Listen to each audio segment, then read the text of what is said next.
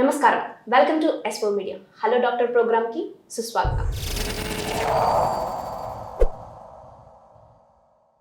ఈవాటి మన ఈ ప్రోగ్రాంలో మనతో పాటు ఉన్నారు కమలా హాస్పిటల్స్ డాక్టర్ నాని బావాజీ గారు, ఎండి ఫిజిషియన్ డయాబెటాలజిస్ట్. నమస్కారం సార్. సార్, ఈ కాలంలో చూసుకున్నట్లయితే ఎక్కడ చూసినా ఈ స్ట్రెస్ మేనేజ్మెంట్ అనేది ఎక్కువైపోతుంది. చిన్న లేదు పెద్ద లేదు. అసలు ఇది ఎందుకు స్టార్ట్ అవుతుంది? ఈ స్ట్రెస్ మేనేజ్మెంట్కి గల కారణాలు ఏంటి? ఇప్పుడు స్ట్రెస్ మీకు రాస్తుంటే STRESS స్ట్రెస్, ఒత్తిడి. స్ట్రెస్ అన్నప్పుడు మన నాలిక వచ్చి రెండు పళ్ళకి తగిలింది. అలాగే ఒత్తిడి అన్నప్పుడు కూడా మన నాలిక వచ్చి రెండు పళ్ళకి తగులుతుంది. అంటే దాంట్లోనే మీకు తెలుస్తుంది ఆ పదాల్లో ఎంత ఉందో. నొక్కి పెట్టి చెప్పవలసింది. అంటే ఇది ఊరికనే చెప్తున్నాను. అలాగే మనకు కొన్ని సందర్భోచితంగా కొన్ని అనుకోకుండా ఎట్లా అంటే ఈ మిళితమై ఉంటాయి కొన్ని మన ప్రవర్తనలో కానీ వీటిల్లో. ముఖ్యంగా ఈ ఒత్తిడి అనే ఎలాగంటే, ఒకప్పుడు ఒక బిజినెస్ పీపుల్, లేకపోతే వాళ్ళు ఏదో షేర్లు కొన్నారు, లేకపోతే ఒక పొలిటీషియన్, ఒక వ్యవస్థ నడిపే వ్యక్తి, వీళ్ళు అన్నట్టు జరుగుతూ ఉండేది.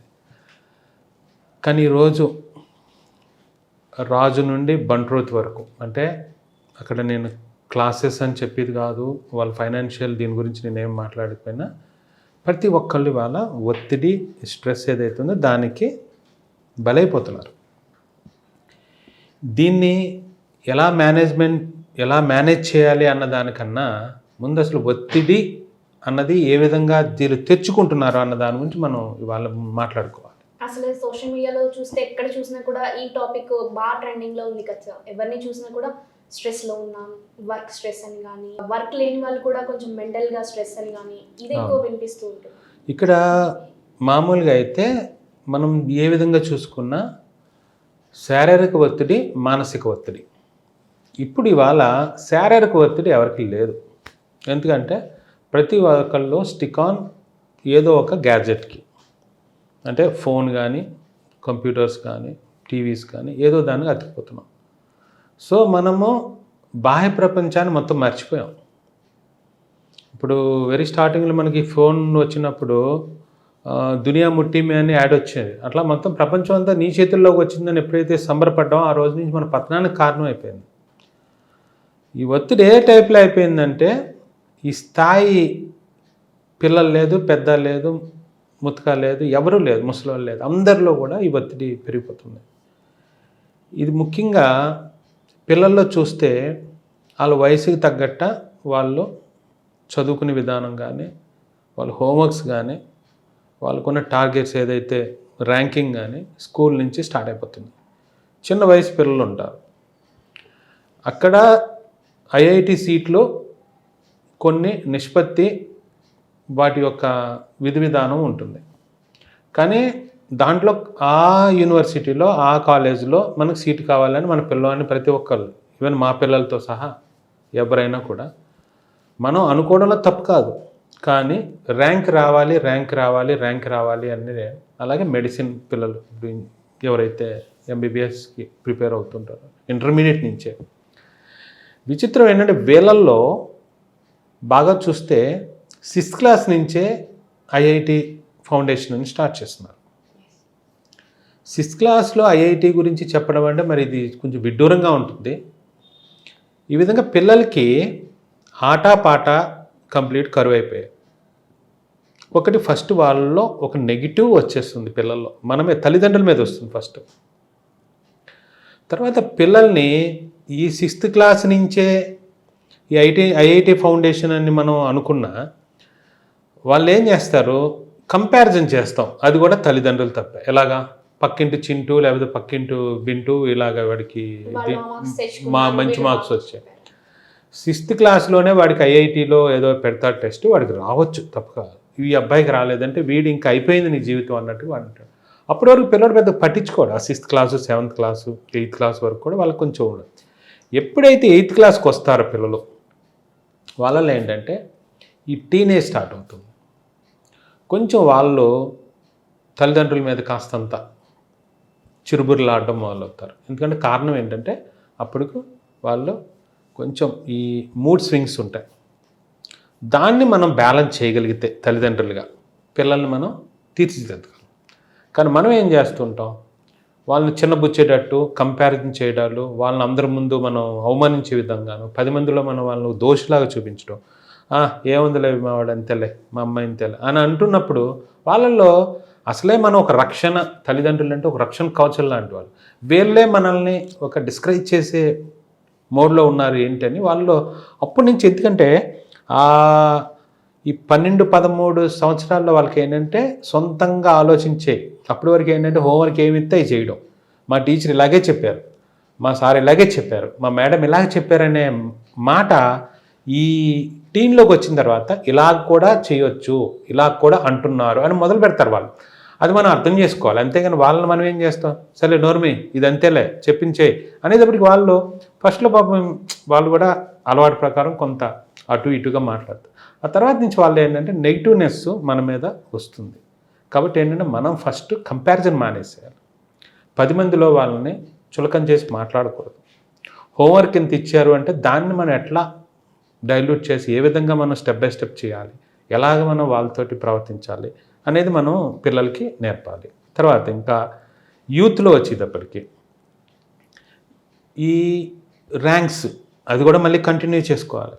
ఈ పిల్లల్లో సరైన ర్యాంక్ రాలేదు, సరైన కాలేజ్ రాలేదు, లేకపోతే ఎక్కడో చదువుతున్నారు, మళ్ళీ అక్కడ కంపారిజన్. మా అబ్బాయి ఉన్నాడే, మా అమ్మాయి ఉంది అని మొదలు పెడతారు. మొదలు పెట్టేటప్పటికి వీళ్ళల్లో ఏదో హిడెన్ టాలెంట్ ఉంటుంది. ఓ పిల్లోళ్ళు ఆ పిల్లోల్లో రావచ్చు, ఈ పిల్లోడికి ఇంకో టాలెంట్ ఉంటుంది. మనము ఎన్నుకునే అతి తక్కువ ఉన్న ర్యాంక్కి ఏదైతే వస్తాయో అవే ఎన్నుకుంటారు. ఎంతసేపు డాక్టరు, ఇంజనీరు ఇంకా చాలా తక్కువ. ఇప్పుడైతే కోర్సెస్ చాలా పెరిగినాయి. మా చిన్నప్పుడు 1-2 ఉండే, 2-3 మ్యాక్సిమం. ఇప్పుడు చాలా వ్యాస్ట్, చాలా రకాలు వచ్చి ఇన్ని రకాల యూనివర్సిటీ కాలేజెస్ అప్పుడు లేవు, ఇప్పుడు చాలా వచ్చేసినాయి. కాబట్టి ఏంటంటే ఎంత అవకాశాలు పెరుగుతున్నా కానీ పిల్లల్లో మట్టుకి మనము వెనకాలండి స్ట్రెస్ పెట్టడం మానలేదు. సో ముందు ఈ యొక్క స్ట్రెస్ తల్లిదండ్రుల నుంచే పుట్టుకొస్తుంది బయటకన్నా. ఈ స్ట్రెస్కి ఏజ్తో సంబంధం ఉందంటారా, లేదంటే ఏ వయసు వారైనా ఈ స్ట్రెస్కి వస్తుందంటారా? ఇప్పుడు ఈ స్ట్రెస్ అన్నది పిల్లలు లేదు, యూత్ ఏదైతే యంగ్స్టర్స్ ఉన్నారో వాళ్ళకి కాదు, మధ్య వయసు వాళ్ళకి కాదు, ముసలి వాళ్ళల్లో కూడా ఈ స్ట్రెస్ అందరి బారిన స్ట్రెస్ పడవలసిందే. స్ట్రెస్ బారిన అందరూ పడవలసిందే. సో దీంట్లో ఎటువంటి ఇదేమీ లేదు. ముఖ్యంగా ఇందాక మనం మాట్లాడుకున్నట్టు యంగ్స్టర్స్లో వచ్చేటప్పటికి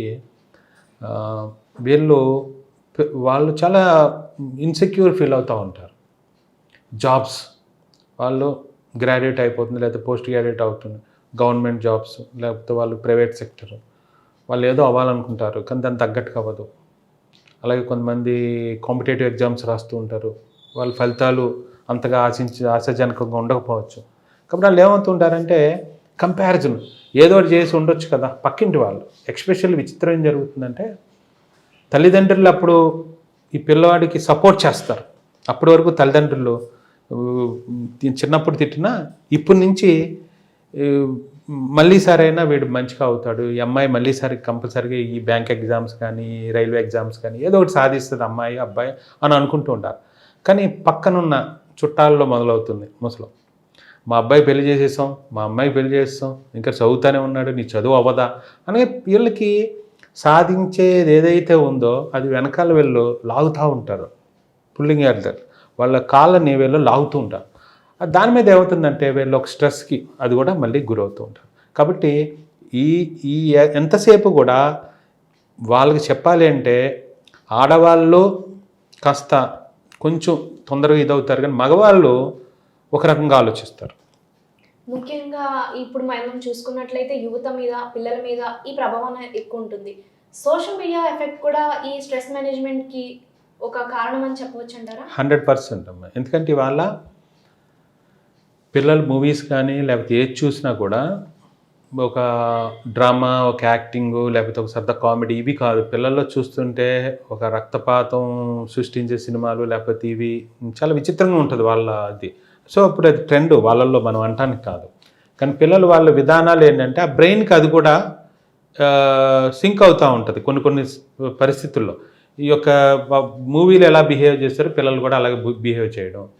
అలాగే సోషల్ మీడియాలో ఎవరో ఏదో ఒక ఇన్ఫ్లుయెన్సర్ ఉంటాడు, అతన్ని ఫాలో అవుతూ ఉంటారు. అతనికి ఏదో జరిగితే వీళ్ళకి ఏదో అయిపోయినట్టు వీళ్ళు ఫీల్ అయిపోతుంటారు. తర్వాత వీళ్ళ రేపొద్దున ఒక ఛానల్లో చిన్నది ఏదో స్టార్ట్ చేస్తారు. వీళ్ళు స్టార్ట్ చేసిన తర్వాత ఎలా ఫీల్ అవుతుంటారు ఈ స్టూడెంట్స్, ఈ యొక్క యువత? లైక్లు, సబ్స్క్రైబ్లు, లేకపోతే వాళ్ళకున్న రేటింగ్ ఏదైతే ఉందో టీఆర్పీ రేటింగ్, వాళ్ళ గురించి వీళ్ళు చేయరాని పనులు, కొంచెం ఎక్కువ అడ్వెంచర్స్ చేయడం, లేకపోతే కొంచెం రిస్క్ గేమ్స్ ఏవవుతున్నాయి పార్టిసిపేట్ చేయడం, లేకపోతే కొంచెం కాంట్రవర్షియల్ సబ్జెక్ట్ వెతుక్కుని దాంట్లో వీళ్ళు ఇరుక్కోవడం జరుగుతూ ఉంటుంది. దానికి స్ట్రెస్ ఫీల్ అవుతారు. అది ఆ విధంగా ఏంటంటే యువత ఈ మధ్యకాలంలో అలాగవుతుంది. తర్వాత ఇప్పుడు భార్యాభర్తలు ఉన్నారు. భార్యాభర్తలు సహజంగా ప్రేమించి పెళ్లి చేసుకున్నా, లేకపోతే పెద్దవాళ్ళు నిర్ణయించిన పెళ్లి చేసుకున్నా, సహజంగా నా దృష్టి ప్రకారం వాళ్ళల్లో ఈగోస్ అని ఉండవు. ఫస్ట్ చాలా అండర్స్టాండింగ్ అని పెళ్లి చేసుకున్నాను. ఎందుకంటే ఈమె డాక్టర్ ఉండొచ్చు, ఆమె డాక్టర్, అతను డాక్టర్ ఉండొచ్చు, లేకపోతే ఈమె ఒక ఎంప్లాయీ, అతను ఎంప్లాయీ, టీచర్ ఉండొచ్చు, బ్యాంక్ ఉండొచ్చు, లేకపోతే engineers and software something what ever. వాళ్ళు చాలా అన్యూన్యంగా ఉంటారు, అంతా బాగానే ఉంటుంది. దీంట్లో కూడా మెయిన్ ఎప్పుడైతే సమస్యలు ఈ స్టార్ట్ అవుతాయి అంటే వీళ్ళ మధ్యన గొడవలు కానీ వీళ్ళకి స్ట్రెస్కి లోన్ అవ్వడం కారణం ఏంటంటే, ఈ కొత్త జంట ఎక్కడో దూరాన్ని ఉంటారు, బెంగళూరులో, హైదరాబాద్లో, రీస్లో. ఇక్కడి నుంచి తల్లిదండ్రులు వెళ్తారు, అమ్మాయి తల్లిదండ్రులు కానీ అబ్బాయి తల్లిదండ్రులు. వెళ్ళినప్పుడు వీళ్ళు ఏం చేస్తారంటే, ఏంటమ్మా అల్లుడు గారు రోజు ఇలా లేట్గా వస్తారా అని స్టార్ట్ చేస్తారు ఫస్ట్. అప్పుడు అమ్మాయికి అంతేనమ్మా ఆయనకి పని ఎక్కువ ఉంటుందని అంటే, పలానా మరి వీళ్ళ ఆఫీస్లో ఇంకొక సతీష్ గారు కూడా పనిచేస్తున్నారు కాబట్టి ఆయన ఎప్పుడు టైంకి వస్తాడు, మీ ఆయన ఎందుకు టైంకి రాడు అంటే ఎక్కలేని అనుమానాన్ని వీళ్ళు నూరిపోస్తారు. ఇతను ఏం చేస్తాడు, ఈమె భార్య అడుగుద్ది భర్తని, ఏమంటే మీరు ఇలా లేట్గా వస్తున్నారు, పలానా వాళ్ళు వచ్చేస్తున్నారు. ఏంటంటే ఈయనకి ట్రాఫిక్ ప్రాబ్లం ఉండొచ్చు, జెన్యున్గా ఇతను ఏదన్నా టీమ్ లీడర్ అయి ఉండొచ్చు, లేదా కాన్ఫరెన్స్ ఉండొచ్చు, లేకపోతే ఏదో సమస్య ఉండొచ్చు, ప్రతిరోజు రాకపోయినా ఏదో కారణం ఉండొచ్చు నిజాయితీగానే. కానీ ఇక్కడ భార్య తనని భర్తని కొంచెం శంకించిందనే భావంతో తను ఫీల్ అవుతే ఏం చేస్తాడంటే, తిను ఎప్పుడు లేటుగా వస్తా అని చూస్తూ ఉంటాడు. వచ్చిన రోజున నెమ్మదిగా భార్యని అడుగుతాడు, ఎందుకు వచ్చామంటే నిజంగా ఆమె కూడా మెట్రో లేటో, బస్ లేటో, లేకపోతే క్యాబ్ లేటో సంథింగ్ ఏదో లేటుగా కారణం ఆవిడ ఉంటుంది. కానీ ఇక్కడ ఏమైంది, ఇద్దరికి ఒకళ్ళు ఎత్తుపడుపులు, నువ్వు ఎందుకు లేటుగా వచ్చు, నువ్వు ఎందుకు లేటుగా వచ్చు. మొన్న ఒక 10 రోజులు, నెల క్రితం వరకు ఉన్న సంసారంలో ఎవరు వచ్చి పెట్టారు అంటే ఇలా అన్నమాట. నెక్స్ట్ ఏం చేస్తారు, చుట్టాలు ఎవరు వస్తారు, ఆ చుట్టాలు వచ్చి ఇతనికి చెప్తారు, ఏంటి మీ వైఫ్ ఎవరితోనూ నవ్వుతూ మాట్లాడుతుంది ఫోన్లో అంటారు. అప్పుడు ఇతనికి ఒక రకమైన భావం వస్తుంది. రాత్రి నిద్రపోడు, చెక్ చేసుకుంటూ ఉంటాడు, ఈ ఫోన్లు చూస్తాడు, ఆ ఫోన్లు చూస్తాడు. అప్పుడు ఏమవుతుందంటే ఒక రకమైన స్ట్రెస్, మానసిక ఒత్తిడి, 10 సార్లు ఫోన్ చూసుకోండి, నిద్ర ఎక్కడ పడుతుంది, మానసికంగా తను ఈమె శంకించడం, లేకపోతే ఈమె అతను శంకించడం. సో ఈ విధంగా ఏమవుతుందంటే ఒక ఘర్షణ వాతావరణం నెలకొని 12 చక్కటి కుటుంబంలో ఒక పాలల్లో మంచి దాంట్లో ఏదో ఒక ఉప్పు వేసినట్టు వీళ్ళ సంసారంలో నెమ్మదిగా స్టార్ట్ అవుతుంది, అది విడాకుల దాకా వెళ్తుంది. ఆ స్ట్రెస్ అన్నది అసలు సంబంధం లేని మ్యాటర్లో వీళ్ళు మాట్లాడుకునేది, వీళ్ళు డిస్కస్ చేసుకునేది కూడా చాలా చాలా స్టార్టింగ్ విత్ ఫన్నీ, ప్రతిదీ కూడా ఏంటంటే జోక్గా స్టార్ట్ అవుతే అది చాలా సీరియస్గా అంటే డివోర్స్ దాకా వెళ్ళిపోతాయి. కారణాలు ఏంటంటే పక్క వాళ్ళు వేరే వాళ్ళ కుటుంబాల్లో తొంగి చూడడం ఎప్పుడైతే మన దేశంలో, ఏ దేశంలో అయినా మానితే అందరూ బాగుంటారు. ఈ ఒత్తిడి నుంచి డిప్రెషన్ అంటారు కదా, మరి దీన్ని ఎలా చూడాలంటారు సార్? ఒత్తిడి అంటే ఫస్ట్ ప్రతిదాన్ని మనం డిప్రెషన్ అనేయడం కన్నా ఎలా ఉంటుందంటే, ఒత్తిడి అన్నమాట, స్ట్రెస్ అన్నమాట మనకి మించి, ఇప్పుడు సపోజ్ నేను ఎంత బరువును మోయగలను, ఒక లగేజ్, హ్యాండ్ లగేజ్ ఉంది, బ్యాక్ ప్యాక్ ఉంది, లేకపోతే ఇంకోటి ఉంది, కొంతవరకు నా కెపాసిటీ ఎంత ఉందో అంత నేను మోయగలను. అంతకు మించి మోస్తున్నాను అంటే నేను కొంతవరకు మోయగలను. అది ఎంత దూరం, కొంత ఒక 1/2 కిలోమీటర్ వరకు ఏదైనా మోయవచ్చు, లేకపోతే 1 కిలోమీటర్ వరకు. అదే మనం ఎత్తెక్కుతున్నప్పుడు, ఫ్లాట్గా సర్ఫేస్ మీద నడుస్తున్నప్పుడు, లేకపోతే మనం ఎస్కలేటర్ మీద వెళ్తున్నప్పుడు మారింది కదా, ఎస్కలేటర్ మీద వెళ్తూ వెయిట్ పెట్టుకుంటే మనం సగం అది ఉంటుంది, అలాగే ఫ్లాట్ సర్ఫేస్లో ఒక మాదిరిగా ఉంటుంది. అదే మనం మెట్లు ఎక్కుతూ మనమే కొండ ఎక్కాలి లేకపోతే ఎత్తెక్కాలి, అప్పుడు ఈ బరువు మనకి ఇంకెక్కువ. అలాగా ప్రతిదీ మనం ఒకే కోణంలో ఒకళ్ళు ఫీల్ అవుతున్న భారాన్ని ఇంకొకళ్ళు జస్టిస్ చేయకూడదు. అంటే ఒకళ్ళ భావాన్ని మనం గౌరవించాలి. అతను దాంట్లో స్ట్రెస్ ఫీల్ అవుతున్నాడంటే మనం అతనికి చెప్పాలి, అంతేగాని అతనికి అది చాలా ఎక్కువ ఫీల్ అవుతాడు, నాకు అది నథింగ్గా ఉండొచ్చు, ఇంకొకరికి అది చాలా ఫన్నీగా ఉండొచ్చు. కానీ దీన్ని ఏ విధంగా అవతల వారు తీసుకున్నారు అని మనలో మార్పు, అంటే గౌరవంతో కూడిన ఒక భావం వచ్చిందో అప్పటి వరకు మనలో మార్పు రాదు. కాబట్టి ఏంటంటే ఒకళ్ళ భావాన్ని గౌరవించాలి. ఇది డిప్రెషన్కి వెళ్ళిపోతున్నారు అంటే ఈ డిప్రెషన్ అనేది ఏ స్థాయికి వెళ్తుందంటే ఈ స్ట్రెస్ పెరిగి అంటే ఈ బరువు మనం ఇది ఇందాక చెప్పింది ఫిజికల్గా మోయడం, మానసికంగా మోయడం అంటే బ్రెయిన్. విచిత్రం ఏంటంటే రాత్రిపూట కూడా మనం ఆలోచిస్తూనే ఉంటారు కొంతమంది. యాక్చువల్గా కలలు కంటం మంచిదా లేకపోతే ఏదన్నా అంటే కొంతమంది ఒక బాస్ ఆఫీస్లో పనిచేసినప్పుడు లేకపోతే ఎక్కడైనా ఇన్స్టిట్యూట్లో ఎక్కడో చోట పనిచేస్తున్న వాళ్ళు సుపీరియర్స్ వీళ్ళని చాలా కొంచెం ఇబ్బంది పెడుతూ ఉంటారు. వీళ్ళు ఏం చేస్తారంటే రాత్రి పడుకున్నప్పుడు ఈ టీత్ గ్రైండ్ చేస్తూ ఉంటారు, పళ్ళు బాగా నురుముతూ ఉంటారు. దానికి కారణం ఏంటంటే వాళ్ళు బాస్ని హయ్యర్ ఏదైతే సుపీరియర్స్ని ఏం అనలేని పరిస్థితుల్లో వీళ్ళు పళ్ళు నోటు, అంటే అది కూడా ఒక లక్షణం అనమాట ఈ స్ట్రెస్కి. అలాగా రేపొద్దున రోజు ఇదే ఎక్కువైతే నిద్రలేమి వస్తుంది. ఎప్పుడైతే నిద్రలేమి వచ్చిందో మనిషిలో అసహనం పెరుగుద్ది, కొంచెం చిరాకు రావడం జరుగుతుంది, అలాగే కొంచెం బీపీలు రావచ్చు, లేకపోతే వేరే సిస్టమిక్ ఏదో ఒక స్టార్ట్ అవుతూ ఉంటాయి. అప్పుడు నెమ్మదిగా వీళ్ళు ఒంటరిగా ఆలోచించడం మొదలు పెడతారు. అంటే ఫస్ట్ వీళ్ళందరితో ఉన్నవాళ్ళు వీళ్ళ యొక్క ఆలోచన మనం ఎప్పుడైతే గౌరవించడం మనం తగ్గించామో, వీళ్ళకి మనం ప్రయారిటీ ఇవ్వడం తగ్గించామో, వీళ్ళని మనం చులకం చేస్తూ వీళ్ళ సమస్యలు ఎప్పుడైతే మనకు చెప్పుకున్నా కూడా వాళ్ళని మనము కించపరచడం స్టార్ట్ చేసామో వాళ్ళు ఏం చేస్తారంటే ఐసోలేట్ అవుతారు, అంటే వాళ్ళు సెపరేట్ అవుతారు. వాళ్ళ ఆలోచన విధానంలో చాలా మార్పు వస్తుంది, ఒంటరిగా ఉండటానికి ఇష్టపడతారు, ఎక్కడికి రారు. అలాగ వాళ్ళు నెమ్మదిగా ఏమవుతుందంటే రూమ్కి పరిమితం అయ్యి కొంచెం లోన్లీగా ఉంటాం. అప్పుడు వాళ్ళల్లో ఏంటంటే ఒకే క్వశ్చన్, నేను ఎందుకు ఇలాగా, లేకపోతే నాకే ఎందుకు ఇలా జరుగుతుందని. సరే, ఇప్పుడు నాకే ఎందుకు జరుగుతుందని దాంట్లో చూస్తే ఒక చిన్న క్వశ్చన్ ఆన్సరు, ఒక క్వశ్చన్ ఉన్నప్పుడు ఆన్సర్ కంపల్సరీగా ఉండాలి. అంటే నువ్వు ఆలోచించిన దానికి ఆన్సర్ లేనప్పుడు దాని గురించి ఆలోచించడం మానే. కానీ అలాంటిది అతని దృష్టిలో అది ఒక ఆన్సర్ ఉంది ఆ క్వశ్చన్కి అన్నప్పుడు మనం అతనికి కౌన్సిలింగ్ ఇవ్వాలి. ఎలాగంటే ఎగ్జాంపుల్, ఇప్పుడు ఒక లేక్ లేదా గోదావరి ఇటు నుంచి అటు ఈదాలి, కొవ్వూరు నుంచి రాజమండ్రికి ఈదాలి, అది ఊరికినే చెప్తున్నా.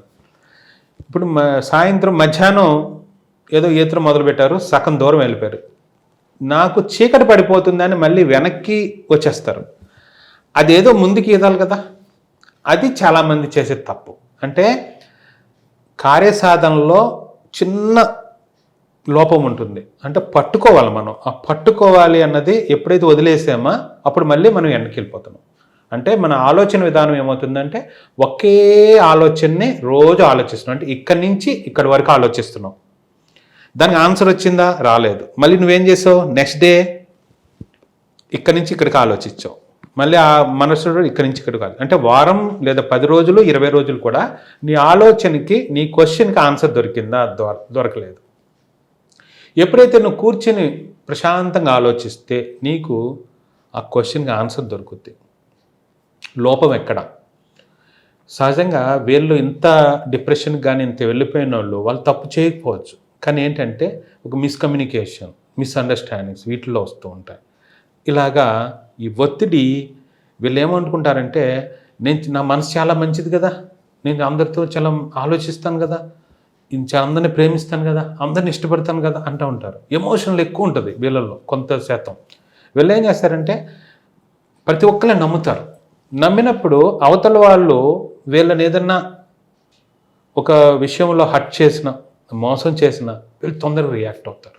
అంటే వాళ్ళకి సెన్సిటివ్, బాగా సెన్సిబుల్ ఉంటుంది వాళ్ళది. ఈ మనసు, ఈ మంచితత్వం అంటే మనసుతో ఆలోచించడం అంటే మనసు ఎక్కడ ఆలోచించదు. మనసు మంచిది అంటారు, మనసు మంచిదంటే అర్థం ఏంటి? మనసు ఏం ఆలోచించదు, ప్రతిదీ కూడా బ్రెయిన్ ఆలోచించాలి. కానీ మీరు ఎప్పుడైనా మంచి మనసు ఉంది, ఇతనికి మంచి మనసు ఉంది అమ్మాయికి అనుకుంటే అది మనసుతో కాదు, బ్రెయిన్తోనే. మనసు అంటే హార్ట్ కాదు, బ్రెయినే. ఇక్కడ ఒక layer between brain and heart. ఇది ఎలా ఉంటుందంటే మొత్తం ఆలోచించేది బ్రెయిన్. రాత్రి పడుకుని బ్రెయిన్ ఆలోచిస్తూ ఎప్పుడైతే ఆలోచించడం మానేసిందో మనిషికి ఏమవుతుందంటే అప్పుడు గుండెకి అప్పచెప్పుద్ది. ఏంటి, ఇంక నువ్వు పడు, నీ బాధపడి. అప్పుడు పాల్పిటేషన్స్ పెరుగుతాయి, గుండె దడ పెరుగుద్ది, ఒక రకమైన మనిషి ఉద్రేకానికి గురవుతాడు, లేదా రకరకాల ఆలోచనకు గురవుతారు. అప్పుడు ఏమవుతుందంటే ఈ ఆలోచించిన బ్రెయిన్ ఎలాగున్నా ఈ హార్ట్ మీద ప్రభావం చూపిస్తుంది. అప్పుడు హార్ట్ బీటింగ్ పెరగడం, పాల్పిటేషన్స్ రావడం, టాహికార్డియా అవ్వడం, దాని మీద రేపు అన్ను చూసిందని నాకు ఎందుకు గుడిదాడి వస్తుందని, నాకు చాలా భయంగా ఉందని మొదలు పెడతారు. అంటే ఇవన్నీ స్టేజెస్ అనమాట ఒక దాంట్లోంచి. ఇళ్ళల్లో ముఖ్యంగా వచ్చి ఈ కంపారిజన్ అన్న బేస్లో మనం ఇవాళ మన గురించి తక్కువ బతుకుతున్నాం. నా దృష్టిలో ప్రకారం అయితే చాలామంది మనలో 100కి 80 మంది, 80 కూడా 90 అనొచ్చు, ఎవరూ కూడా వారి గురించి బతకట్లేదు. పక్క వాళ్ళు ఏమనుకుంటారు అని మన కారు అర్జెంటుగా మార్చేసేయాలి.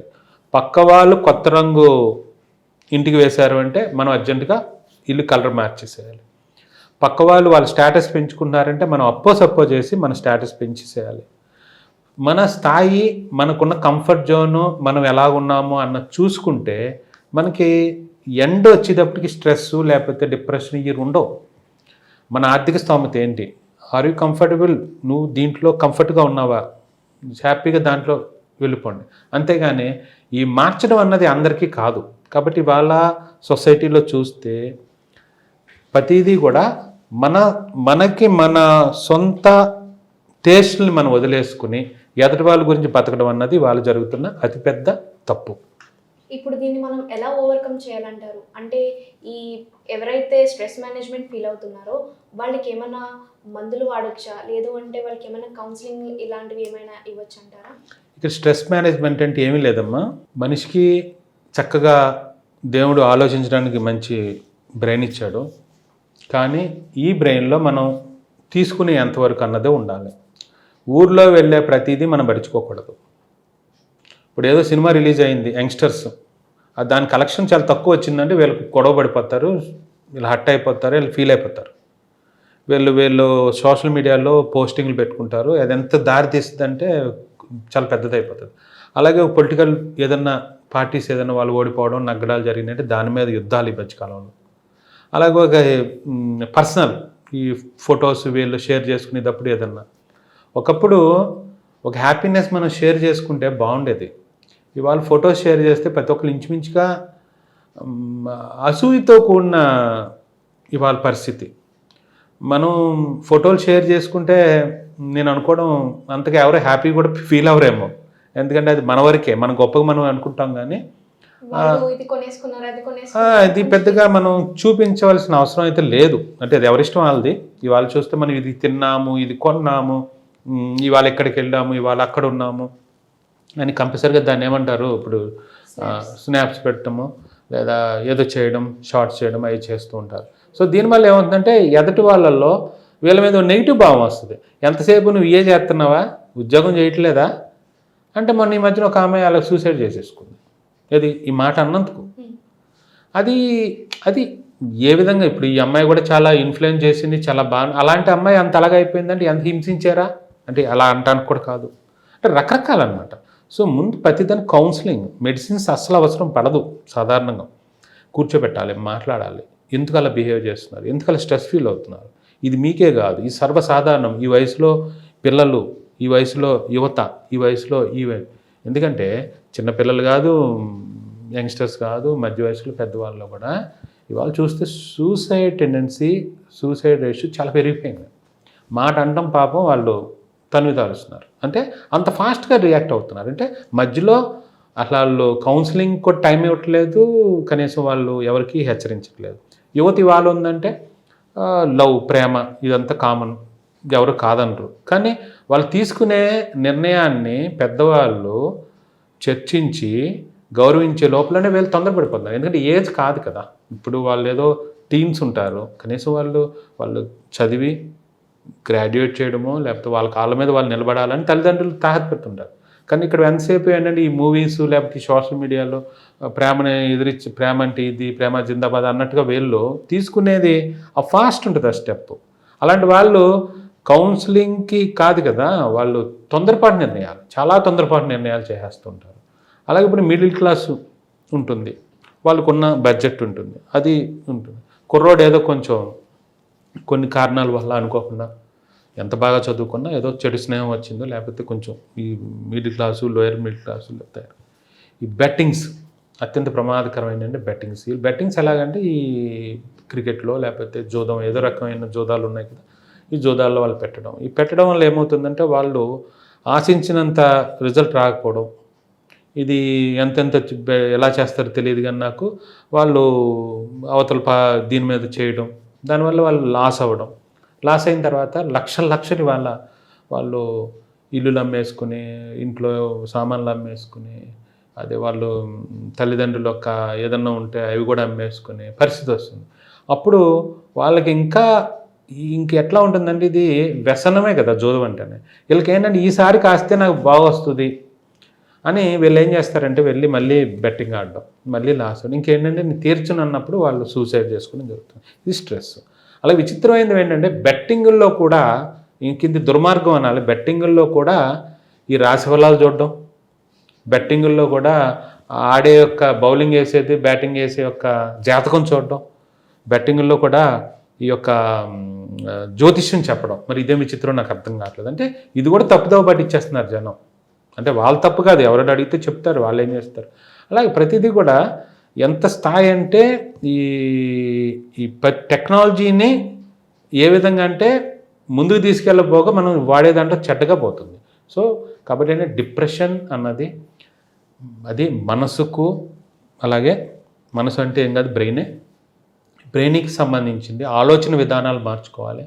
కాబట్టి దీంట్లో ఫస్ట్ పీస్ఫుల్, మనం ఆలోచించిన ప్రతిదీ కూడా సమయానుకూలంగా వెళ్ళాలి. నిన్న ఇవాళ తప్పు, నిన్న అయ్యి ఉండొచ్చు తప్పు, అది ఇవాళ రైట్ అవుతుంది, మళ్ళీ ఎల్లుండి ఇంకోటి అవుతుంది. కాబట్టి ఏంటంటే అట్లా కాదు, కొన్ని స్థితులు మారిపోతూ ఉంటాయి. కాబట్టి మన ఎదుటి వాళ్ళని మనం ముందు కామెంట్ చేయకూడదు, ఎదుటి వాళ్ళు మనల్ని అప్పుడు అంతే ఇది ఉంటుంది. సో అదే చెప్తున్నాను నేను. ఇప్పుడు సోషల్ మీడియాలోకి వచ్చేసరికి ఒకళ్ళు కామెంట్ రిసీవ్ చేసుకునే వాళ్ళు ఉంటారు, ఒకళ్ళు కామెంట్ పెట్టే వాళ్ళు ఉంటారు. ఇప్పుడు ఏదైతే మనం మాట్లాడుకుంటున్నామో వాళ్ళు ఇలా ఒక కామెంట్ చేశారు అని చెప్పి స్ట్రెస్కి ఫీల్ అయ్యి వాళ్ళు ఏదో సూసైడ్ చేసుకోవడం కానీ ఏదో ఒక అటెంప్ట్ చేస్తూ ఉంటారు. వాళ్ళకు ఒక రకంగా కౌన్సిలింగ్ అవసరం ఉంటుంది. అలాగే కామెంట్స్ పెట్టే వాళ్ళు ఎవరైతే ఉంటారో వాళ్ళకు కూడా కౌన్సిలింగ్ అవసరం ఉందంటారా? అంటే ఇప్పుడు మనం ఈ S4 మీడియా ముఖంగా మనం ఇదోటి ప్రచారం చేస్తున్నప్పుడు దీని గురించి మనం సబ్జెక్ట్ ఏదైతే ఉందో బీపీ గురించి మాట్లాడుకున్నాం ఇందాక, అలాగే స్ట్రెస్ గురించి మాట్లాడుతున్నాం. ఇది మనం ఎంతవరకు దీన్ని పాజిటివ్గా తీసుకున్న వాళ్ళని దానికి మంచిది. దీంట్లో మాకు తెలుసు అని కొంతమంది చెప్పచ్చు, లేకపోతే ఇదంతా ఇదని వేరే వాళ్ళు అనొచ్చు. కానీ ఇది ఫలానా సుబ్బారావు గారు ఫలానా సతీష్ అని నేను మెన్షన్ చేసి ఎవరి పేరు ఇక్కడ వాడింది కాదు, ఇది జనరలైజ్డ్ టాపిక్. దీన్ని కూడా ఏంటంటే మనం తీసుకునేటప్పుడు మొత్తం అందరికీ ఒక మంచి చేయాలన్న ఉద్దేశంతో మనం మాట్లాడుతున్నప్పుడు ఈ కామెంట్స్ రూపంలో అవతల నుంచి వచ్చినాయి అన్నది మనం తీసుకోవాలి. అది ఎలా తీసుకోవాలి అంటే ఇప్పుడు మనం రోజుకి ఒక 100 మంది పేషెంట్లో 50 మంది పేషెంట్లో చూసినప్పుడు మనం అందరికీ నచ్చాలని కాదు, ఎందుకంటే వాళ్ళు ఆశించినంత స్థాయికి మనం వెళ్తే వాళ్ళని మనం కంఫర్ట్గా వాళ్ళ జబ్బుని ఏదైతే తగ్గించు, వాళ్ళకి మెడిసిన్స్ ఏదైతే మనం ప్రిస్క్రైబ్ చేస్తూ మనల్ని మనం పొందుతున్నామంటే యాజ్ ఎ గుడ్ డాక్టర్గా మనకు ఆ పేరు వస్తుంది, అది మనకు సాటిస్ఫాక్షన్ అది చాలా వరకు. అంతేగాని ప్రతి ఒక్కరికి మనం ఇదైపోవాలి, ప్రతి ఒక్కరిని మనం పట్టించుకోవాలి అంటే మనం అవ్వదు. ఎందుకంటే మనం ప్రతి ఒక్కరికి నచ్చాలి, ప్రతి ఒక్కరికి ఇది అవ్వాలని మనం అనుకున్న రిసీవ్ చేసుకునే తత్వం అందరితో ఒకలా ఉండదు.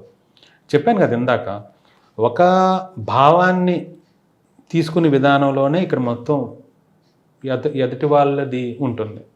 ఎట్లా అంటే ఇవాళ సోకాల్ సుపీరియర్ అన్న ఫీల్ అయ్యే వాళ్ళు కూడా all these people are inferior కాంప్లెక్స్తో బాధపడేవాళ్ళు. అంటే వాళ్ళకు ఒక ఇన్ఫీరియర్ కాంప్లెక్స్, అంటే వాళ్ళు చాలా లోగా ఫీల్ అవుతూ వాళ్ళు ఎదుటి వాళ్ళ మీద లేనిపోని చాడీలు చెప్తూ ఎదుటి వాళ్ళని నొక్కేస్తూ తొక్కేస్తూ పైకి వచ్చే వాళ్ళే ఇన్ఫీరియర్స్. కానీ వాళ్ళు ఎలాగ ఫీల్ అవుతారు? సుపీరియర్గా ఫీల్ అవుతారు. అలాగా ఇది కూడా అంతే. ఎదటి వాళ్ళని మనం కామెంట్ చేస్తే మనం గొప్ప అయ్యామని అంటే నీ విజ్ఞత, నీ పరిపక్వత, మనకి ఎంత మెచ్యూరిటీ లెవెల్స్ ఉన్నదని అర్థమవుతుంది. అంతేగాని ఎదటి వాళ్ళని కామెంట్ చేసేయాలంటే ఏముంది, 4 బూతులు వస్తే గొప్పే, రానోడు తక్కువ కాదు. అక్కడ బూతులు వస్తే గొప్ప అనుకుంటే ఇంక రోజు మనం ఈ పాఠ్యాంశాలు పక్కన పెట్టి బూతుల పురాణమే నేర్చుకోవాలి. అవి ఎక్కడ ఉంటాయి? ఎన్ని ఉంటాయి.